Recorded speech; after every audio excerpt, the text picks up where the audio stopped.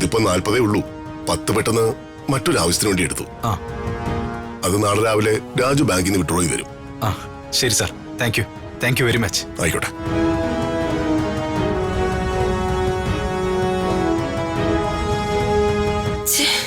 ഇവനെല്ലാം കളഞ്ഞു കുളിച്ചല്ലോ. എന്നാ വർമ്മ സാറേ, ഞങ്ങൾ ഇറങ്ങട്ടെ. എങ്കിൽ അങ്ങനെ ആയിക്കോട്ടെ. ശരി സാറേ.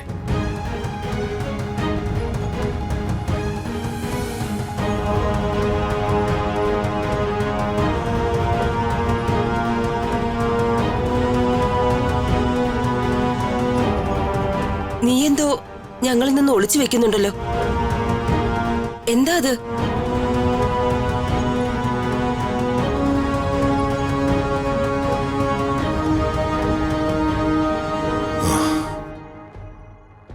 ഈ തറവാടിന്റെ അന്തസ്സ് തകരാതിരിക്കാൻ വേണ്ടിയാ ഞാനത് അവരുടെ മുമ്പിൽ വെച്ച് പറയാതിരുന്നത്.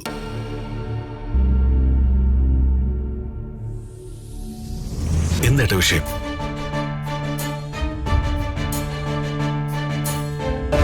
രാജു അലമാരയിൽ സൂക്ഷിച്ചിരുന്ന പൈസയിൽ നിന്ന് 10 ലക്ഷം രൂപ കാണാനില്ല.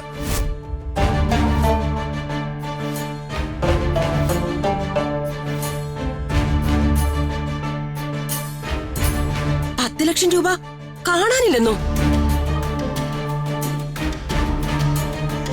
എങ്കിലേ ആ പൈസ സൂക്ഷിച്ച ആളെന്നെ ഉത്തരം പറയേണ്ടി വരും.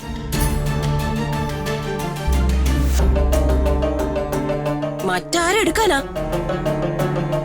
സൂക്ഷിച്ച ആള് തന്നെ അത് അടിച്ചു മാറ്റി കാണും.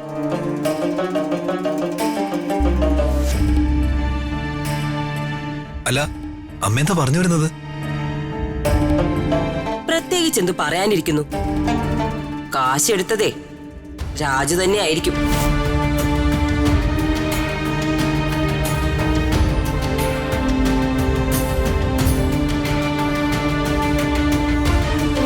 രാജു അങ്ങനെ ചെയ്യില്ലെന്ന് ഇവിടെ എല്ലാവർക്കും അറിയാം. മുറിക്കകത്തൊന്നും CCTV ഇല്ലല്ലോ.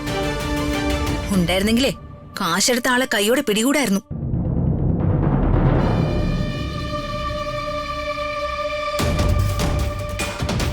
പറഞ്ഞത് എന്നെ ഉദ്ദേശമാണെന്ന് എനിക്ക് മനസ്സിലായി.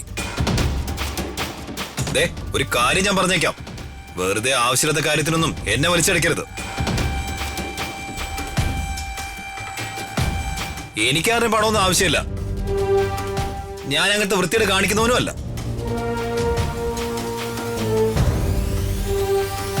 പിന്നെ ആ ക്യാഷ് അവിടെ പോയി. കുഞ്ഞമ്മാവാ, ഞാൻ ചെയ്യാത്ത കാര്യമൊന്നും എന്റെ തലയിൽ കെട്ടിവെക്കല്ലേ.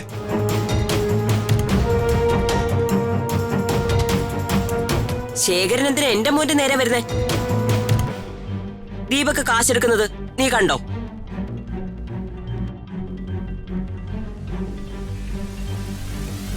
പണം സൂക്ഷിച്ചു വെച്ചത് രാജുവാണ്.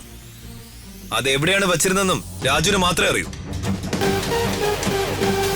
അലമാരയിലാണ് രാജു പണം വെച്ചിരുന്നെങ്കിൽ അതിന്റെ കീയും രാജുവിന്റെ കയ്യിൽ തന്നെ ഉണ്ടാവും.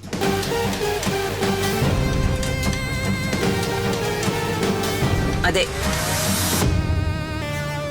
രാജു വെച്ചിരുന്ന ക്യാഷ് ദീപക് എങ്ങനെ എടുക്കും? വെറുതെ എന്തിനാ ദീപകിനെ എല്ലാരും കൂടെ കുറ്റപ്പെടുത്തുന്നേ?